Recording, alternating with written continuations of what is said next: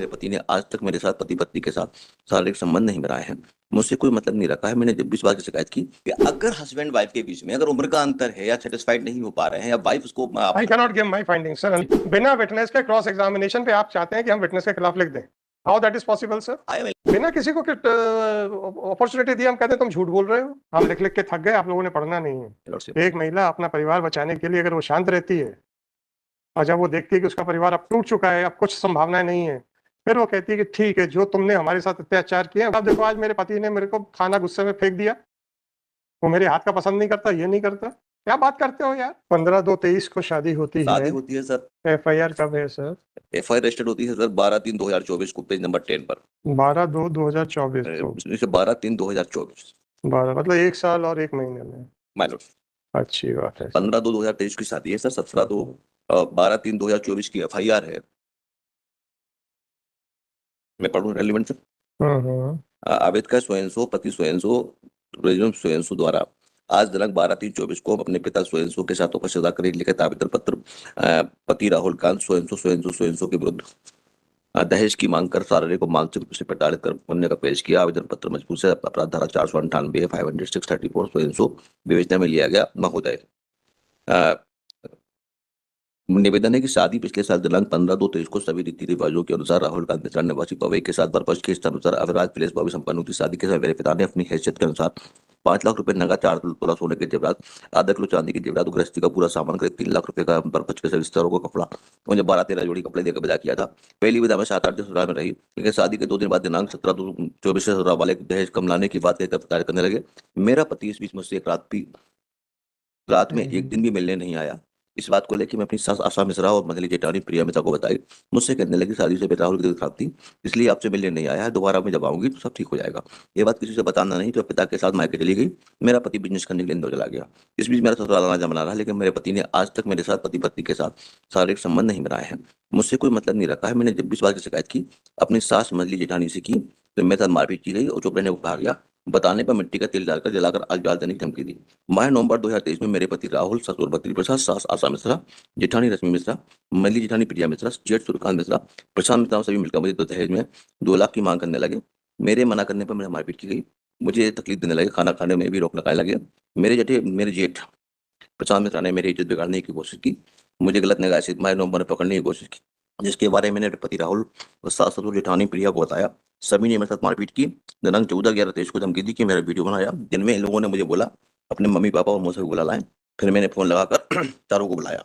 इसकी वजह उनका वीडियो बनाकर घर से अपमानित कर सभी सोने चांदी के जेवर मुझसे छुड़ाकर अगले दिन 15/11/23 को एक भगा दिया कि तुम्हारी लड़की दिमागी मुंडन खराब है। फिर मैं अपने घर में आकर अपने माता पिता, बड़े पिता बंसीधर, मौसा राम सुजान, मौसी आरती घटना की बात बताई, लेकिन मैंने प्रश्न नहीं की कि माहौल में सुधार हो जाए। दिनांक 15/2/24 से भागवत का प्रोग्राम हो रहा है, जिसका निमंत्रण कुछ लोगों को भेजा गया है। मेरे पिता के घर और मुझे मेरे साथ कोई लेने नहीं आया है। दिनांक 12/3/24 लास्ट है सर कि भागवत हो रहा है, उनको बुलाया नहीं है लोग। अब सर A2 देखें। एप्लीकांट पति के द्वारा डाइवोर्स की पिटीशन फाइल की जाती है लॉर्डशिप। ये फाइल की जाती है लॉर्डशिप 29 फरवरी 2024 को। कंटेंट सही है सर कि she is not ready to marriage could have not been consummated due to non-cooperation of the respondent wife। उम्र का अंतर है। वो कहती है कि मुझे पैरा नंबर 4 में कहती है कि जब भी वो अपमानित करती रही, टकला गंजा तुम चाचा पापा की उम्र के हो कहकर बेइज्जती करती रही है। पैरा नंबर 5 में है कि पति पत्नी के संबंध सुन रहे हैं, there was no physical relationship between them. Para number 6 में है फिर बता रहे हैं बस 2000 में चली गई हैं। पैरा नंबर 8 में है सर, मेरा स्पेसिफिक है। पैरा नंबर 8 में लिखा है लगभग 8वीं लाइन में पुलिस को धमकी देती है, अपने पिता का दोस्त थाना सलेहा में पदस्थ होने की बात भी कहती है। यहाँ पर रजिस्टर्ड हुई FIR। ये सर 29 फरवरी 2024 को डाइवोर्स केस लगाया जाता है। Kindly see the order sheet.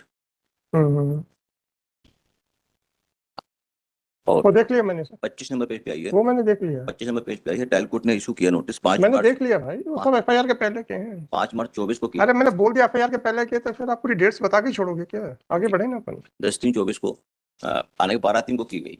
The in-laws are residing separately. मालूम मेरा निवेदन है, dispute between the husband and wife, non-consummated the marriage. There was no physical relationships. Both are allies to each other.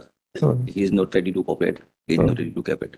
ये dispute है, which was given a bent of a criminal offense against the in-laws. My humble request is that. जी sir.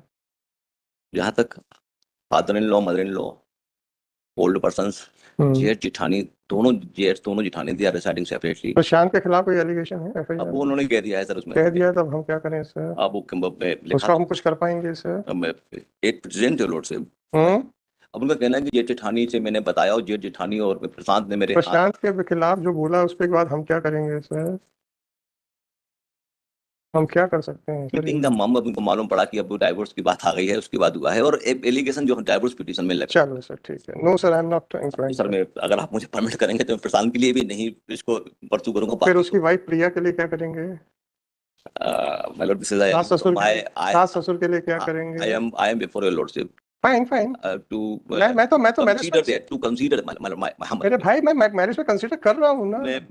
I am, my lord, such type of FIR are dispute between the husband and wife, not to satisfy to each other, which is different matter. In-laws की गलती क्या है sir? In-laws ने तो शादी कर दी, अगर वो सेटिस्फाइड नहीं है, वो कह रहे हैं ये कॉपी करते हैं, वो कहते हैं सक्सेना जी, ये जो आप लोग जनरल स्टेटमेंट करके हमसे प्रश्न पूछते हो और फिर जब हम जवाब दे देते हैं आप कहते हैं कोर्ट ऐसा बोलती है। So don't try to put any word in my mouth. asking a question from myself. ना आप अपने मन से पूछिए, अपने दफ्तर में पूछिए, अपने डेरों पूछिए, अपने जवाब पूछिए sir, but don't ask me sir. 70 or 65 years old in-laws. Fine आप आईपीसी में मुझे बता दीजिए कि 75 साल के बुजुर्ग जैसे बच्चे हैं ना, 7 साल से नीचे वाले सारे एग्जम्प्टेड है। वैसे आप इनका बता दीजिए एफआईआर अपना आईपीसी जो फैक्ट है लॉर्ड से मैंने I have narrated and my lord I am relying on judgement of this court. दे दीजिएगा सर। इस केस में भी सुप्रीम कोर्ट लाई करती है, ऑनरेबल जस्टिस कोऑर्डिनेट बेंच ने कंसीडर किया था। इसमें भी यही था कि वाइफ का एलिगेशन से था कि हस्बैंड एक रिलेशंस के लिए कॉम्पिटेंट नहीं है या सहयोग नहीं कर रहा है, तो then it was found that such type of allegation could not be ground for preferring the FIR or initiating procedure for 98A. आपका जजमेंट का बदकिस्मती से हमको वही पैराग्राफ दिखा जो आपके खिलाफ है। पढ़ देता हूँ। Merely on the ground that there is no specific date, time and place has been mentioned, it cannot be said that the story of the respondent is a concocted. In the case itself, there was no specific allegation. The truthfulness of the averments cannot be considered at this stage. The legal requirement for prosecution is limited to the availability of prima facie material to prosecute, which is fulfilled in the case. Yes, ये आपके द्वारा cited judgment में से आपके खिलाफ की लाइनें ढूंढी हमने। In the judgment only, I am referring. Any officer, I will pass the order, sir. Your lordship.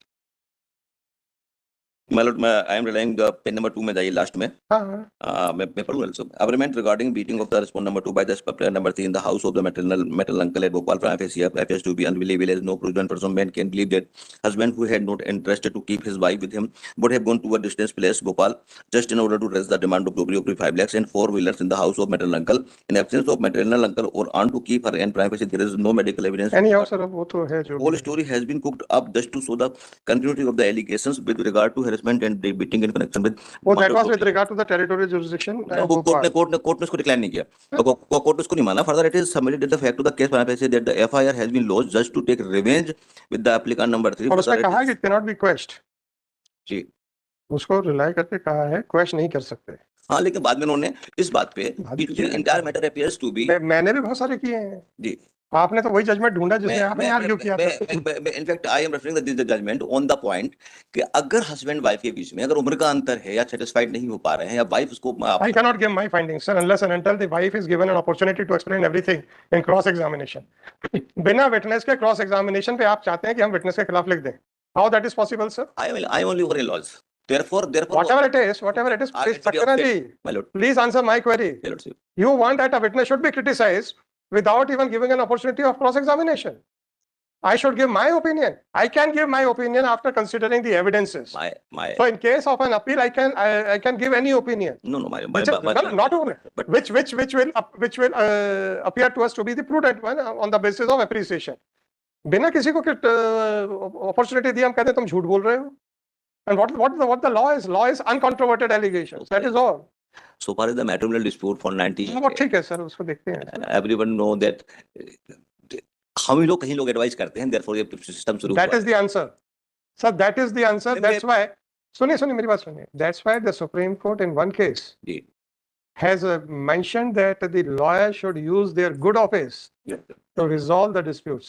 वो देखा आपने जजमेंट? मनोज महावीर प्रसाद में भी है फिर और राजेश शर्मा में भी है, तो लेकिन जब आपको पता है कि कोर्ट अनकॉन्ट्रोवर्टेड एलिगेशंस के अलावा नहीं जा पाएगी, आप ये लोग कहते हो, जैसा आप अभी कह रहे हो, मैंने नहीं कहा, आप कहते हो कि हम ही लोग इन्वॉल्व हो जाते हैं तो नहीं, हम लोग add spices हम लोग इन्वॉल्व हो जाते हैं to कि add आप- spices. कि आप जाइए, अब डाइवोर्स का आपको मालूम पड़ गया है, अब आप जाइए FIR कर दीजिए, भाई साहब, रजिस्टर्ड हो जाएगी. भाई साहब ऐसा नहीं है.